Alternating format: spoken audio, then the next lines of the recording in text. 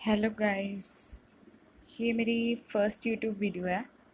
सो कुछ गलती हो तो बता देना प्लीज़। एक्चुअली मैं आज फर्स्ट टॉपिक पैथोलॉजी का ले रही हूँ, एडीमा।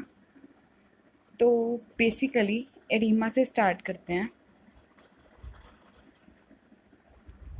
एडीमा क्या होता है? जो हमारे टिश्यूज़ होते हैं, ये हमारे टिश्यूज़ हैं।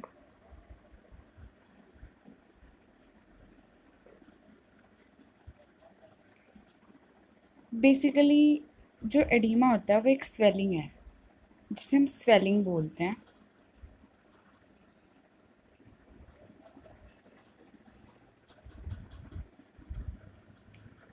तो जो स्वेलिंग होती है ये हमारे टिश्यूज़ हैं, और सपोज करो कि हमारी कैपिलरीज हैं। जनरली जो भी फ्लूइड होता है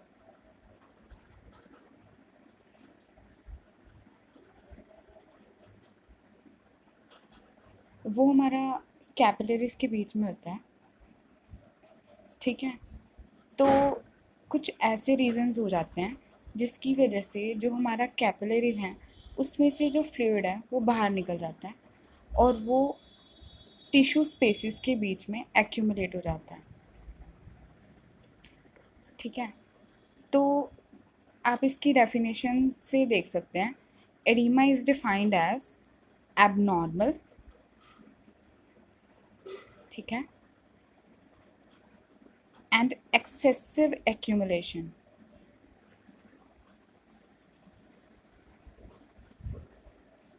ऑफ फ्लूइड, ठीक है। मतलब ये एबनॉर्मल है, नॉर्मल से हट के कोई एक्सेसिव एक्यूमुलेशन होनी फ्लूइड की, ठीक है, in the interstitial spaces, interstitial tissue spaces. जो हमारे टिश्यूज़ हैं उसके बीच में जो इंटरस्टिशियल स्पेस है उसके अंदर जो फ्लूइड एबनॉर्मली और एक्सेसिवली एक्यूमुलेट होता है उसे हम बोलते हैं एडीमा, ठीक है। ये इंटरस्टिशियल टिश्यू स्पेसेस भी हो सकती हैं, टिश्यूज़ के बीच में जो स्पेस होती है, और सीरस कैविटीज़ भी हो सकती हैं।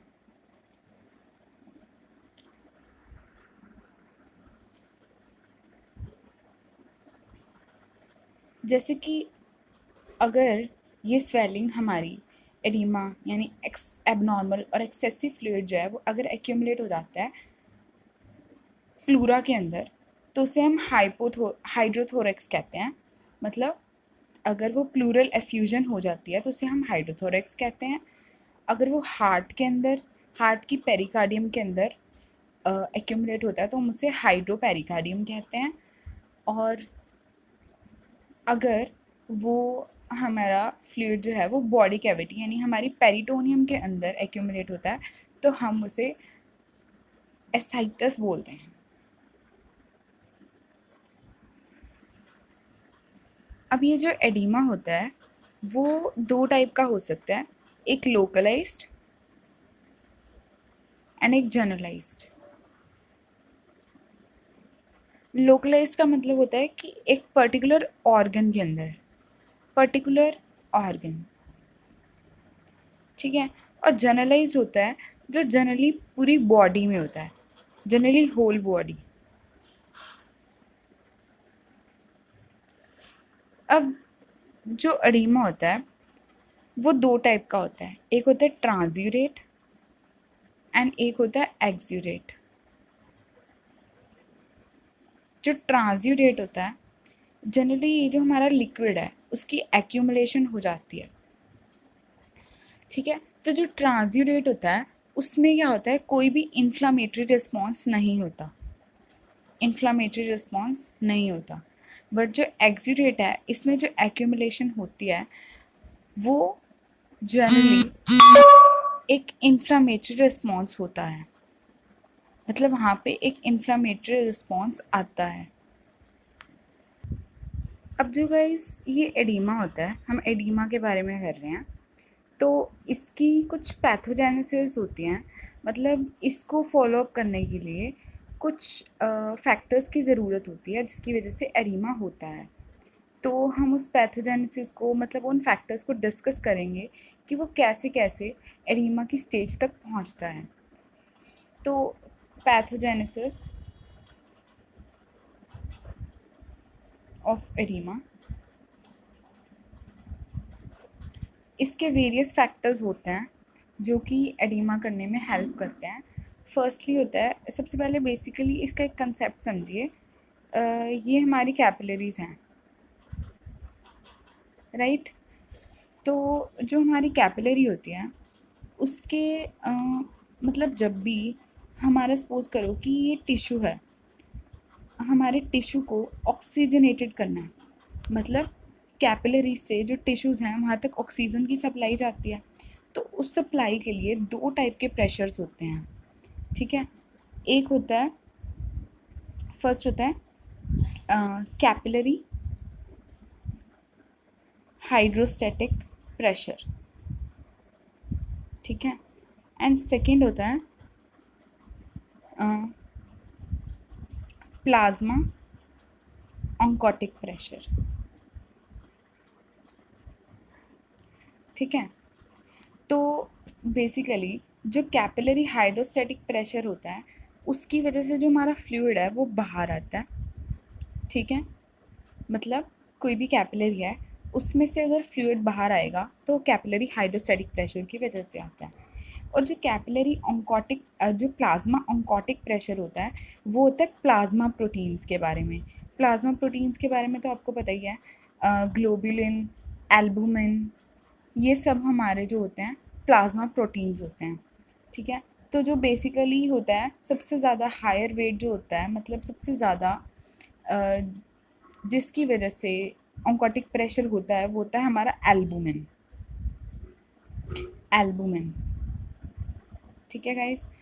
तो इसकी वजह से इन प्लाज्मा प्रोटीन्स, मतलब जब तक ये प्लाज्मा प्रोटीन्स हमारी कैपिलरीज़ के अंदर, मतलब जब तक प्लाज्मा प्रोटीन्स रहते हैं उनकी वजह से जो प्रेशर होता है उसे हम प्लाज्मा ऑन्कोटिक प्रेशर बोलते हैं। तो सबसे पहले क्या होता है कि ये जो हमारा लिक्विड होता है ये बाहर जाता है, मतलब ऑक्सीजनेट करने के लिए, मतलब जो हमारा ब्लड है वो बाहर जाता है टिश्यूज़ को ऑक्सीजनेट करने की वजह से। वो किस लिए होता है? कैपिलरी हाइड्रोस्टैटिक प्रेशर की वजह से होता है। और फिर यही मतलब ये हमारा कैपिलरी एंड है और ये हमारा वेनस एंड है। वीनस एंड पे जो प्लाज्मा ऑन्कोटिक प्रेशर होता है वो ज़्यादा होता है, ताकि ऑक्सीजनेट करने के बाद हमारा ब्लड जो है वो दोबारा से टिश्यू स्पेसिस से या टिश्यू से हमारी कैपिलरीज के अंदर फ्लो करे। तो इसकी पैथोजेनेसिस के लिए हमारा फर्स्ट फैक्टर आता है capillary hydrostatic pressure. Capillary hydrostatic pressure अगर इंक्रीज़ हो जाएगा, तो अगर कैपिलरी हाइड्रोस्टैटिक प्रेशर इंक्रीज़ हो जाएगा तो जो हमारा फ्लूइड है वो अंदर रहने की बजाय वो बाहर चला जाएगा। अगर वो बाहर चला जाएगा तो वो एक्यूमुलेट हो जाएगा हमारे टिश्यू स्पेसिस। मतलब यहाँ पे हम एक कंपैरिजन कर रहे हैं capillary pressure, capillary hydrostatic pressure और प्लाज्मा ऑन्कोटिक प्रेशर के बीच में, जिसमें जो कैपिलरी हाइड्रोस्टैटिक प्रेशर होता है अगर वो इंक्रीज़ हो जाएगा as comparison to plasma oncotic pressure तो जो फ्लूइड है वो बाहर चला जाएगा। और जो सेकेंड फैक्टर है वो है plasma oncotic pressure. Plasma oncotic pressure अगर डिक्रीज़ हो जाएगा, मतलब अगर किसी भी रीज़न से ये प्लाज्मा प्रोटीन्स लॉस हो गए तो हमारा अंदर रखने वाला प्रेशर कम हो जाएगा। अगर अंदर रखने वाला प्रेशर कम हो जाएगा तो जो फ्लूइड है वो बाहर टिश्यू स्पेसिस में ज़्यादा चला जाएगा। सो गाइस, थर्ड पॉइंट है लिम्फेटिक ऑब्स्ट्रक्शन। अगर किसी भी तरह से, एक बेसिक आइडिया देता हूँ आपको कि ये हमारी कैपिलरी है, ठीक है, ये हमारी टिश्यू स्पेसिस हैं और ये हमारा लिम्फेटिक ड्रेनेज है। तो जब भी ये एक्सेसिव फ्लूइड हमारे टिश्यू स्पेसिस के अंदर एक्यूमुलेट होता है, तो अगर ये बहुत ज़्यादा एक्यूमुलेट हो गया है यहाँ पे टिश्यू स्पेसिस के अंदर तो लिम्फेटिक्स से ड्रेन कर लेते हैं, ठीक है। अगर किसी तरह से इन लिम्फेटिक्स की ऑब्स्ट्रक्शन हो जाए तो हमारा जो एक्सेसिव फ्लूइड है वो लिम्फेटिक्स के थ्रू ड्रेन नहीं हो पाएगा, जिसकी वजह से हमारी एक्सेसिव जो इंटरस्टिशियल टिश्यू स्पेसिस में एक्सेसिव फ्लूइड जो है एक्यूमुलेट हो जाएगा। उसके बाद आता है फोर्थ पॉइंट, जिसे हम टिश्यू फैक्टर बोलते हैं। टिश्यू फैक्टर एक, आप बोल सकते हैं कि एक इम्पॉर्टेंट पॉइंट है। टिश्यू फैक्टर होता है कि जो टिश्यूज़ होते हैं उनके अंदर एक टिश्यू टेंशन होती है, एक फोर्स प्रेजेंट होती है। तो जितनी कम टिश्यू टेंशन होएगी, जितना कम इनके बीच में फोर्स प्रेजेंट होएगी, उतनी ज़्यादा वहाँ पे एडिमा की एक्सेसिव एक्यूमुलेशन होगी। फॉर एग्ज़ाम्पल है, आपने आईलिड्स देखी हैं, जो हमारी आईलिड्स होती हैं उनके अंदर टिश्यू टेंशन बहुत कम होती है। इसकी वजह से वहाँ पे एडिमा जो है वो बहुत ज़्यादा होता है, वहाँ पे एक्सेसिव एक्यूमुलेशन होती है। और एक मतलब उसके बाद गया जाता है फिफ्थ पॉइंट। फिफ्थ पॉइंट होता है इंक्रीज्ड कैपिलरी परमेबिलिटी। मतलब जो हमारी कैपिलरीज होती हैं, अगर उनकी इंजरी हो जाएगी किसी तरह से, अगर वो इंजर हो जाएंगी तो उनकी परमेबिलिटी इंक्रीज़ कर जाएगी। अगर उनकी परमेबिलिटी इंक्रीज़ हो जाएगी तो क्या होगा, जो हमारा फ्लूइड है वो हमारी कैपिलरी से निकल के हमारे टिश्यू स्पेसेस के अंदर चला जाएगा। नेक्स्ट पॉइंट है सिक्स्थ पॉइंट।